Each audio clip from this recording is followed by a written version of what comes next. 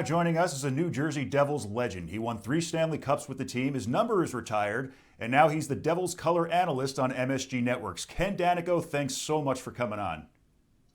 My pleasure. How are you this morning? I'm great. So, Ken, what have you noticed with the Devils so far this year as far as strengths and weaknesses in the way they play? Oh boy, that's a loaded question. I mean, obviously they're not quite where they would like to be so far in the season. A lot of runway. They won't make excuses, but I will a little bit. Injuries, the injury bug hit them early on, and they were pretty fortunate last year staying healthy. But when you're missing all the key players they've missed, they've had a tough time with consistency on a nightly basis. I like the way they played the last 2 games, even though they lost their last game of the Rangers. They beat Pittsburgh prior, and they played very well. Sometimes you just don't get the results you want, but I thought they played well. As far as what they need to improve on, obviously their defensive game needs to be a little more structured.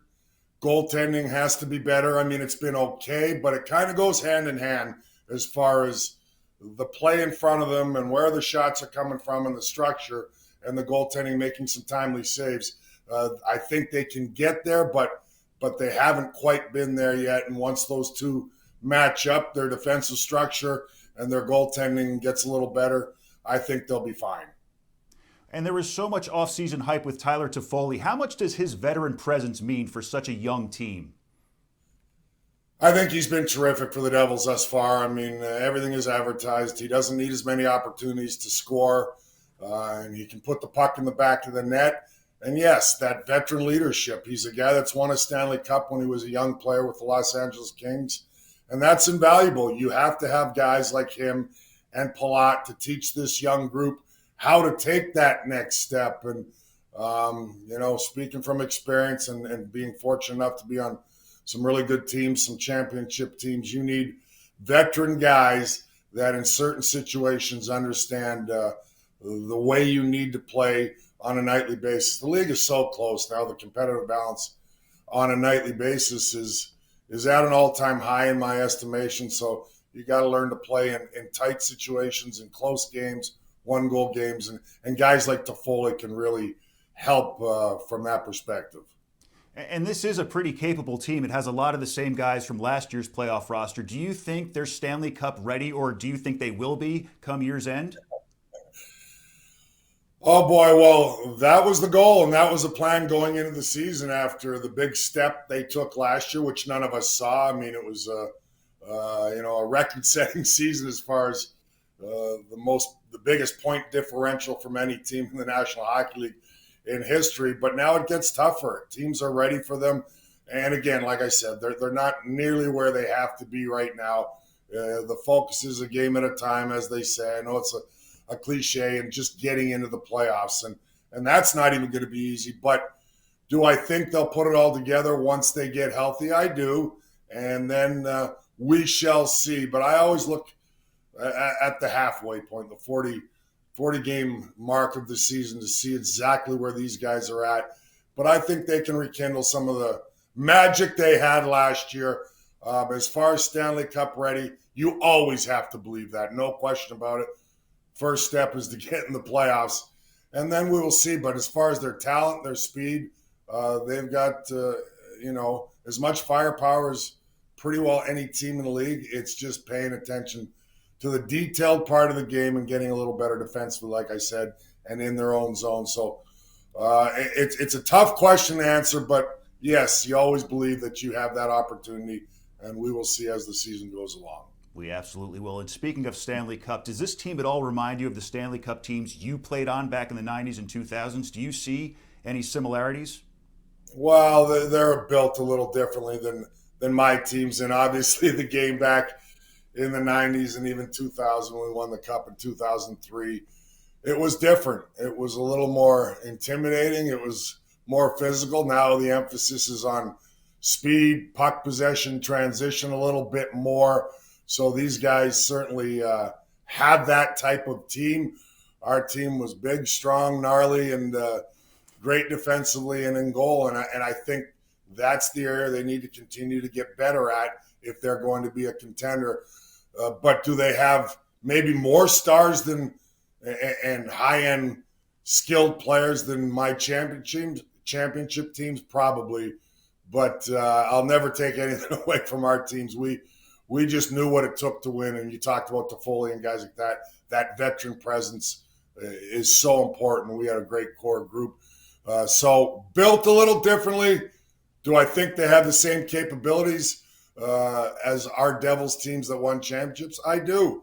But it is not easy to win. Let me tell you that. When you reflect 15, 20 years after your playing days, you go, man, I was pretty fortunate to play on teams that just knew what it took to win in big spots. And that's what this team is going through and trying to learn. And your teams were so fun to watch. And I know, as you said, we're still pretty early in the season, but if you had to guess, which player do you think is going to be the team's MVP when all is said and done?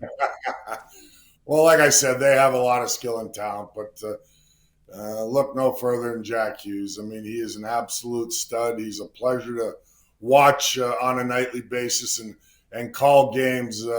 He is, such an elite skater, puck handler.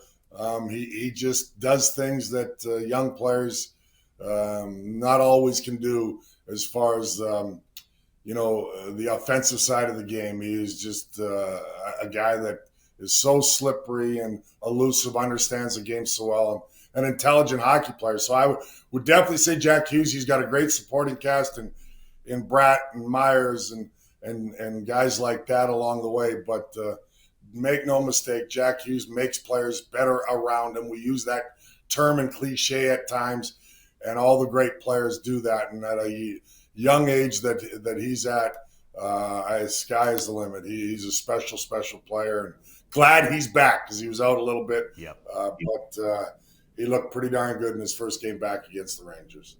Mr. Devil himself, Ken Daneyko, thank you so much for taking the time. My pleasure. Thanks for having me. You bet. Head over to ONNJ.com for the latest news and sports anytime.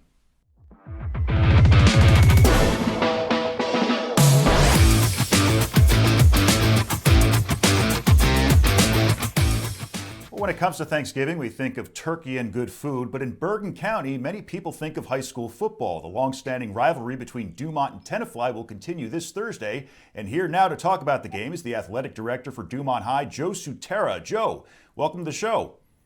Thank you. Thank you for having me. Of course. So, Joe, talk to me about the history of the rivalry between Dumont and Tenafly. Well, I mean, anytime Tenafly gets together with Dumont, there's a rivalry. It's a friendly rivalry. The communities are close. We're bordering towns. So in this case, it's the end all be all. It's the Super Bowl for these two towns in terms of high school football. And it means a lot to the community. I mean, it's one of, I believe, 9 remaining Thanksgiving Day games. It is, there's a mutual respect. The communities are close. There's a lot of relationships that are intertwined, myself included. I had a cousin of mine that used to be a coach over in Tenafly. I had cousins that played in this game for Tenafly. It's definitely a rivalry that breathes some air into this town around this time. And how great is it to see alumni at games like this? Well, it's funny because we get them from all ages. You get the guys that graduated from last year's team will be here. You get some guys, back from the 80s, mid 80s, 1984, Dumont last state championship. And Tenafly as well. Their athletic director, Joe Carolla, and I have an excellent relationship, and we find ourselves communicating a lot of some of the same things that we're getting. People dropping off memorabilia from, the 1950s and 1960s. I mean, the game started back in 1949. This is going to be the 73rd game played. It should be the 74th, but in 2020 we didn't play due to COVID. And what's the atmosphere like throughout the school in the days leading up to the game? I mean, it's excitement. It's excitement. It's a lot of buildup for our school specifically. I know Tenafly goes through the same thing because, there is a little bit of a layoff in terms of three and a half weeks of practice. So there's a little bit of a lull, but then once we hit this week, it starts to ramp up. Everybody gets excited. The student body is excited.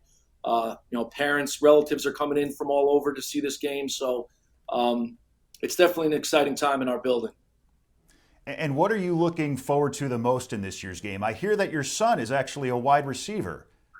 Yeah, my son Joe is one of the wide receivers. It means a little bit more to us and his family. His mom and aunts and cousins all came through Dumont and were a part of this and have been a part of this for over 40 years. So there's a little bit extra, but we're just looking for another competitive game between Dumont and Tenafly. We're fortunate enough to have won the last 8, so we want to keep that streak going. Prior to that, Tenafly had won 7 or 8 in a row, and between 1962 and 1979, Tenafly kind of dominated us a little bit at 14-3. They were against us, so we want to kind of take another step to evening out the all-time series, which they lead 43-28. Right. Well, there was one tie. There was one tie in 1991. It was 0-0. That's actually the year my wife graduated from Dumont High School, but that's a story for a different day. But is it true they tried to cancel the game this year? And if so, what was the response from the town? No, not cancel the game this year. Never. It was years ago, from my understanding, prior to me being here, way before my time here. In the game, but what I do understand is that there was some talk about it, and the story goes that the town was pretty much up in arms, both communities, not just Dumont, right, but Tenafly as well. It wasn't received very well.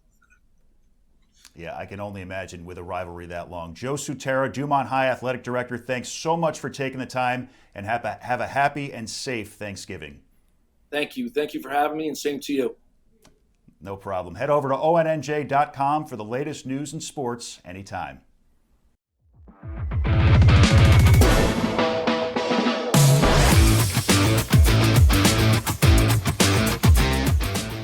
We're joined now by Ignacio Urbina. He's the offensive coordinator for the Ironmen at Don Bosco Prep, and he's here to talk about Don Bosco alum Tommy DeVito, who's made headlines recently as the Giants quarterback. Ignacio, thanks so much for coming on. Thanks for having me. Of course, so we've got a lot to get to, but let's just start with DeVito as a football player. When you coached him, did you expect to see him in the NFL one day? At the time, Mike Teal was our offensive coordinator, right? New Jersey, quarterback legend, played for Rutgers and has all those records. And Teal had said it to us a couple of times. I mean, he was making some throws. I remember watching film and where Teal was like, hey, like this kid has a shot to be in the NFL. And we were like, maybe. And, here he is, just taking advantage of the opportunity and doing a great job. And what leadership qualities did you see in DeVito as a quarterback? He had everything you want out of a quarterback just on paper, right? He had the arm strength, he had all that stuff, but he had those intangibles that a quarterback just needs to have, in order to lead a football team, right? He had a way of just conveying his confidence that he had as a quarterback. He was able to translate that on the field, and he was able to convey that to just every player on the team, including us as a staff, where anytime a big moment would pop up, he was going to get it done. And he had that way of just kind of letting us know, like, hey, I got this. Put it on my back. It's on me. I got it. And he had those are the leadership qualities that you want in just a quarterback, being able to relate to your players, being able to relate to the guys around you when times got tough, bringing the guys with you and just giving them that confidence, saying, hey, like, we're going to be able to dig ourselves out of it. He was just all of that. And he demonstrated that, early on in his career, obviously here at Don Bosco here in high school. So let's switch gears here. His living situation has gone completely viral. On top of living out his dream job, he's living like a king at his childhood home in Cedar Grove, New Jersey. His mom is doing his chores, making him dinner. Even though he's a grown man, it's really not a bad deal. Is there anyone living better than he is right now? No, that's what I was going to say. You took the words right out of my mouth, man. He's living the life, and he's doing better than all of us right now. He's got it figured out.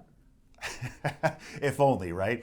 Well, when all is said and done, how do you think DeVito's NFL career will pan out? I think he's living out exactly what his dream was, and he's earned everything he's gotten, right? So even in high school, right, like in the crazy world that we live in with the transfer portal in college, that's all trickled down to the high school level, to be honest with you. And he was a kid that came in, had a lot of ability. And his freshman and sophomore year, he just waited his turn. So when his time came up junior year, he took full advantage of it, won a state championship his junior year here, and started for 2 years. Syracuse, the same thing. He went into a situation where he wasn't going to be the guaranteed starter as a freshman. That didn't matter to him. Right? All that mattered was given the opportunity, he was going to work every single day. And then when the opportunity came up, he was going to take advantage of it. That's what he did. Same thing now here with the Giants, right? Like had a great preseason, right? Was on the practice squad, undrafted free agent. And now, a couple things happen where all of a sudden, boom, you're in the spotlight. And here we go. Everything that you've worked for is just, that's all coming through on the field for him. And again, just he never had that air of like, oh, I deserve this, or, I should be given this, or I should be given this many reps. It was like, hey, I'm just going to take it as it comes, and I'm going to make the most of it every single time. And I think that if he continues on that path, I think he could have a solid career in the NFL. Is he going to be with the Giants forever? Who knows? You know what I mean? Like that's the business, right? Where it's unpredictable. But if he just stays the course and maintains that attitude, that work ethic that he's always had, he could, even if he bounces around, he can make himself a good career in the NFL, make himself a lot of money. And if he continues with the living situation, hey, he's going to save himself a lot of money too. Yeah, and perseverance pays off. Ignacio Urbina, Don Bosco Prep Offensive Coordinator, thanks so much for coming on. Thank you, guys. Thanks for having me. Have a great day. Head over to onnj.com for the latest news and sports anytime.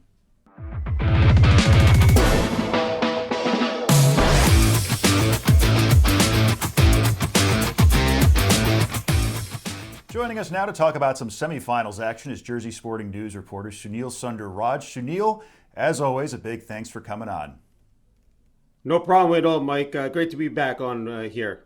We're glad to have you. So, Sunil, you were at 2 semifinals matchups this week. Was there a sense of tension in the air, or was it just more about the excitement? I think with the Group 2 semifinal between Westwood and Bernards, there was definitely a heightened sense of tension because you had two undefeated teams, facing off. It was win or go home. And, before we came on there, I was telling you that it was just absolutely packed to the rafters. It said standing room only. The bleachers packed on both sides. Just in terms of the whole entire environment with the student sections, the bands, cheerleaders, it was just magnificent on Friday night there at Westwood Regional High School. Speaking of Westwood, it's been a dominant defensive team all season, and that continued in their shutout victory over Bernards. What is it about this unit that makes them so darn good? 5th shutout of the season. They are just stacked. Up front, linebackers, secondary, they just fly to the ball. Unbelievable speed and power. They had a couple of key 4th down stops against Bernards on Friday night. Even late in the game, as Bernards was driving, to punch it in for the first time. Westwood, just held strong, denied them, right at the 1 yard line. And just, again, an incredible effort by the Cardinals defense on Friday night against Bernards. And they're going to face Rumson Fairhaven in the Group 2 state finals. Have you seen enough from Westwood to think they can continue their defensive dominance? I think so. I think they are the complete team. We're talking offense, defense, special teams, led by their signal caller, senior quarterback, Robbie Karsich, a dual threat quarterback.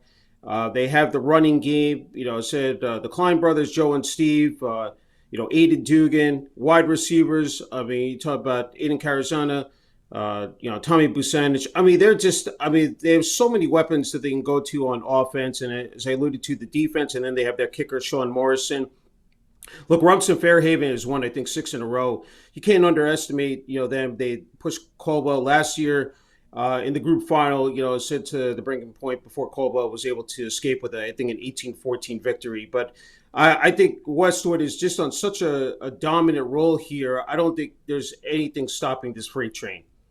Well, you were also at Bergen Catholic's semifinal win over Donovan Catholic. Bergen Catholic has been the state's #1 team all season, but Donovan Catholic actually got on the scoreboard first in this game. Because of that, did you sense any panic from the Crusaders? Not at all. Again, head coach Rito Campanelli, again, his game plan every week, works to perfection. And what was so impressive is the Crusaders just marched down the field on the ensuing offensive possession and were able to score, I said senior running back Cod Sanders, from 3 yards out. And then the second quarter, so they scored 2 touchdowns within the span, I think, of 30 to 40 seconds. Cod Sanders had a 55-yard touchdown run, just broke free for that. And then, junior defensive back, Naeem Parrish with a 26-yard, TD interception return. They led 21-7 at the half, and then early third quarter, quarterback Dominic Campanile, hit Quincy Porter, wide receiver Quincy Porter on a 60-yard touchdown pass, and the rest is history. So I again, Bergen Catholic every year has said they produce some of the best talent across the state and I think this nation. And again, you could see that why they're going for a three-peat now. Well, as you said, the roster is full of fantastic players, many of whom are big-time college recruits. Who stood out to you in this game in particular? Yeah, as I just mentioned, Quincy Porter, who's fielded a bunch of Division I offers. He's just got, again, lightning speed. I mean, just the fact that he can get beyond, the secondary. And then on the defensive side, you have Elijah Kinsler, who's a West Virginia University commit. Cod Sanders, going to Rutgers. I mentioned Naeem Parrish, even quarterback Dominic Campanile. There's wide receiver Luca Cotita, who caught a touchdown pass, the final one, a 6-yard from Dominic Campanile to make it 42-7 in the fourth quarter. Again, they have a bunch of players, sit on both sides of the ball. Even their kicker, said is, terrific as well. And again, Gaetano Bartolomeo. So again, the Crusaders just, as I mentioned with Westwood, I mean, again, just from top to bottom, I said the talent is just superior. And Bergen Catholic will face number 2 Del Barton in the state final. Can the Crusaders, in your expert opinion, get their third straight state title? I think so, but it will be, as I said, I think definitely a contest there. I mean, I think Del Barton is going to put up a good fight there. They've won 9 in a row, and they have a potent running attack. So I think, Bergen Catholic is going to have their hands full. But again, all season long, I mean, they've won 9 in a row, I think, Bergen Catholic as well now. And I think, as the season has progressed, you could just see them, keep on getting better and better every single week. And here, I think, in the state playoffs, they've allowed a grand total of 13 points. Again, I don't see, again, I think in the end you're going to see, I said the Crusaders with their third straight non-public state championship. And last question, what other finals matchups are you excited to see? Oh, I think definitely the Group 4 final between Ramapo and Mainland. 2 undefeated teams there as well. Even the Group 3 with West Essex and Delsey. West Essex has won 8 in a row. There's a Delsey 10 in a row. I think they've yielded, 38 points. I think the defense in the last 6 games. So I think, those games. And then, hey, don't want to forget about DePaul Catholic and Red Bank Catholic in the non-public B final. You have Nick Campanile. I mean, it's just been an incredible weekend or, couple weeks for the Campanile family and brothers. Nunzio Campanile just named the interim head coach of Syracuse University. But to see on the same night, Nick and Vito Campanile, say going for state championship titles, that's going to be pretty special. Sunil Sundarraj, Jersey Sporting News, thank you for taking the time as always, my friend. Thank you so much. Appreciate it. Head over to ONNJ.com for the latest news and sports anytime.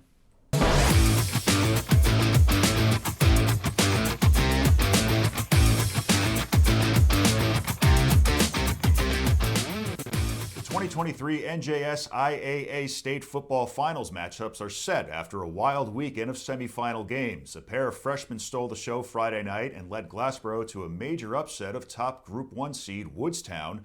Xavier Sabb scored both touchdowns for Glassboro, an 85-yard punt return in the third quarter and a 60-yard reception off a pass from fellow freshman Devon Barr with 50 seconds left to play. That lifted the Bulldogs to the 14-10 win. Glassboro now advances to the Group 1 finals at Rutgers, where they'll face Mountain Lakes. Mountain Lakes cruised to a semifinal victory over Shabazz 49-12. The Herd exploded with 547 total yards of offense. Jordan Hernando rushed for 203 yards and a touchdown to lead the onslaught. In Group 2 action, Westwood got some timely scoring and a dominant defensive performance as the Cardinals blanked Bernard 17-0. Westwood has only given up 60 points all season. That's the fewest of any team still playing so far. They move on to the Group 2 finals where they will take on Rumson Fairhaven. The Bulldogs hung on to defeat Willingboro 35-28 to advance to the final. Willingboro had the ball in Rumson territory with under a minute to play, but the Bulldogs were able to get an interception by Danny Cook to seal the win. West Essex rallied from a 2-touchdown deficit and held on to defeat West Morris 21-20 in the first Group 3 semi Friday night. West Morris took an early 14-0 lead, but West Essex was able to settle down and get a few defensive stops while doing enough offensively to get the win. With 1:42 left to play, West Morris would score on a 33-yard touchdown pass from Jacob Morris to Gavin Drown, which cut the West Essex lead to 21-20. West Morris decided to try the 2-point conversion to take the lead rather than tie the game, but the attempt failed. West Essex would need to wait until Saturday to find out who they would see in the final. Delsey and Camden were originally scheduled to meet Friday night, but the game was postponed because of a security threat. With extra police presence on site Saturday, Delsey handled their business, topping Camden 28-12. The Crusaders' defense sacked Camden quarterbacks 7 times, and Dan Russo led Delsey, rushing for 147 yards and 2 touchdowns. In Group 4, a big defensive stop on 4th and 6 sealed a 24-19 Ramapo win over Mount Olive. The first half was a defensive battle as the teams went to the locker room tied at 7. The offenses woke up a bit in the second half. Ramapo quarterback Landon DePrima threw 3 touchdown passes, giving him 42 scores on the season. The Group 4 final will be a highly anticipated matchup as Ramapo will face an explosive Mainland Mustang squad who defeated Winslow 41-7 in the semifinals. Mainland star Jamie Tyson, a Villanova commit, caught 2 touchdown passes and made 2 interceptions, running one back for another score. He also played lockdown defense all night. Stephen Ordeal ran for 177 yards and 2 touchdowns for Mainland. The Group 5 final will be a rematch from last season between Passaic Tech and Toms River North. Passaic Tech advanced after defeating Union City 14-0 on Friday. The Bulldogs' defense came up big to keep Union City off the scoreboard. Toms River North senior Jeremiah Pruitt had quite an 18th birthday. Pruitt returned 2 interceptions for touchdowns, and the Mariners dominated Cherokee 33-6 to earn a spot in the Group 5 final. Toms River North held Cherokee to just 25 rushing yards for the game. Star quarterback Micah Ford rushed for 211 yards on 32 carries for Toms River North. Saturday, the non-public A semifinals took place, and the state's top 2 teams have advanced to the state finals. Number 1, Bergen Catholic advances to their 3rd straight state final after cruising to a 42-13 win over Donovan Catholic. The Crusaders have been the state's top team all season and will now look to capture their 3rd straight state title. The Green Wave of Del Barton is who the Crusaders will face after they defeated Seton Hall Prep 38-23. Senior running back Ryan Trafford rushed for 220 yards and a career-high 4 touchdowns for Del Barton. He now has more than 2,500 rushing yards in his career. Head over to ONNJ.com for the latest news and sports anytime.